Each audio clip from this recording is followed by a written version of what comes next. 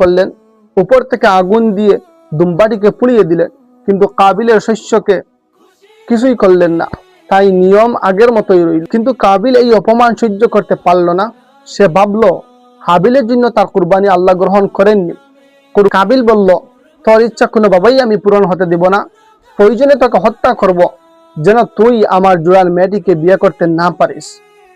কাবিলের এমন আচরণে হাবিল অনেক সুন্দর উত্তর দিয়েছিল। সে বলেছিল, আল্লাহ তাদের কুরবানি কবুল করেন যার উদ্দেশ্য সৎ। আর তুমি আমাকে হত্যা করার উদ্দেশ্যে আমার গায়ে আঘাত করলেও আমি তোমাকে কিছু করব না, কারণ আমি আমার প্রতিপালককে ভয় করি। কিন্তু এই কথায় কাবিলের উদ্দেশ্যের কোনো পরিবর্তন হলো না। সে হাবিলকে হত্যা করে ফেলল। অনেক অনুতপ্ত হলো এবং নিজের অপকর্ম কিভাবে ডাকবে তা নিয়ে চিন্তিত হয়ে পড়ল। মৃত দেহটিকে নিয়ে কি করবে এ নিয়ে যখন সে চিন্তায় মগ্ন, তখন দেখলো একটি কাক তার ঠোঁট দিয়ে টুকরে টুকরে একটি গর্ত করলো। তারপর সেই গর্তে একটি মৃত কাককে টেনে এনে কবর দিয়ে দিল। এটি দেখে কাবিল একটি গর্ত করে সে তার ভাইকে এভাবেই কবর দিয়ে দিল।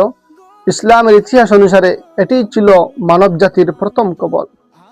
কোনো কোনো উৎস থেকে জানা যায় কাক দুটি ছিল ফেরেশতা এবং এদেরকে আল্লাহ পাঠিয়েছিলেন যেন এদের দেখে কাবিল শিখতে পারে। শয়তান কখন কাকে কিভাবে ধোঁকা দেয় তা বলা যায় না। মানুষের অন্তরে কুমন্ত্রণা ঢেলে দেয়, তখন মানুষের হিতাহিত জ্ঞান লোপ পায়। মানুষ যখন ভুল করে ফেলে তখন শয়তান ছেড়ে চলে যায়। এরপরেই মানুষ বুঝতে পারে সে কত বড় ভুল করলো, কিন্তু তখন আর কিছু করার থাকে না। পৃথিবীর ইতিহাসে হযরত আদম আলাইহিস সালামের দুই পুত্রের কুরবানির মাধ্যমে মুসলিম উম্মাহর কুরবানির সূচনা হয়।